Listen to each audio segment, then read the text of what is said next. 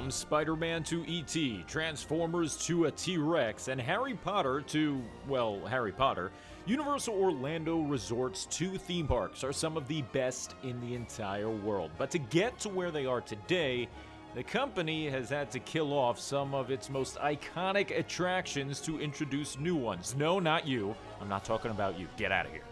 I'm Brian Perry, someone who cares way too much about Orlando's vacation destinations, and I'm taking a look back and then taking a virtual ride on the top 5 most missed attractions in Universal Orlando Resort's storied history.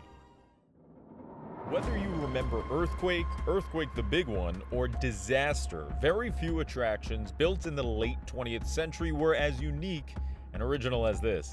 Board a full-sized San Francisco subway car inside an impeccably recreated Bay Area train station, travel through a dark tunnel filled with stunningly accurate sounds and effects, and pull into another station only to be greeted by an 8.3 magnitude earthquake, causing trucks to explode, trains to derail, and thousands of gallons of water to slam into your ride vehicle. Guys, it was truly a one-of-a-kind experience.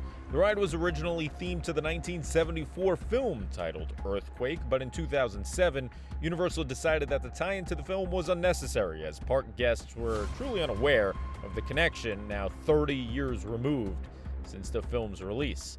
The ride became Disaster, and while Disaster kept the main part of the ride consisting of the earthquake and subway car, the storyline of the attraction now revolved around shooting a disaster movie. Enter Christopher Walken and The Rock as they were incorporated into the new reimagined ride, and an entirely new pre-show consisting of new forms of audience participation was installed. Walken's character, Frank Kincaid, needed all of the guests to perform as extras, with a few individuals selected to star in bigger roles for his new disaster movie. During the second pre-show, those selected guests would stand in front of green screens and small sets to act out specific directions. After the second pre-show, the finale was shot during the subway portion of the ride, and on the way back, after the earthquake portion, a trailer would play, showcasing the audience participation from earlier. It was a nice update that refreshed an opening day ride, but what happened in 2015 lives in theme park infamy.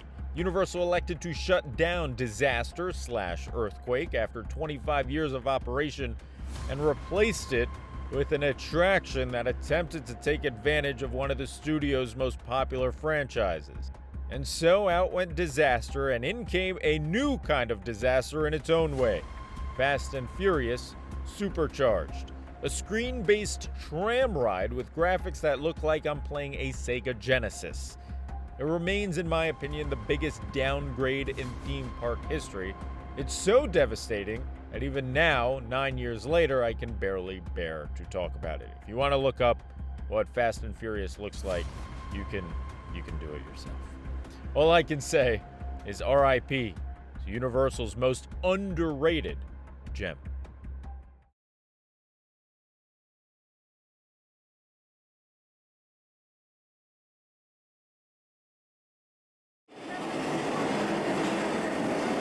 Now arriving at the Embarcadero. Part here for Ghirardelli Square, Fisherman's Wharf, Mary Building, and the Financial District. Embarcadero, next stop.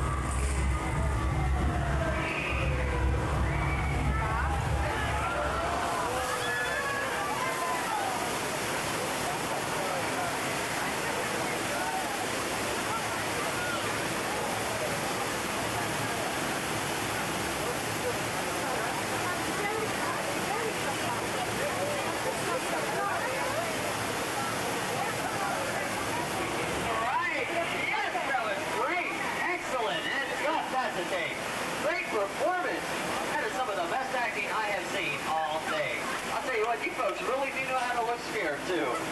Give yourselves a great big round of applause. You guys really deserve it. Come on.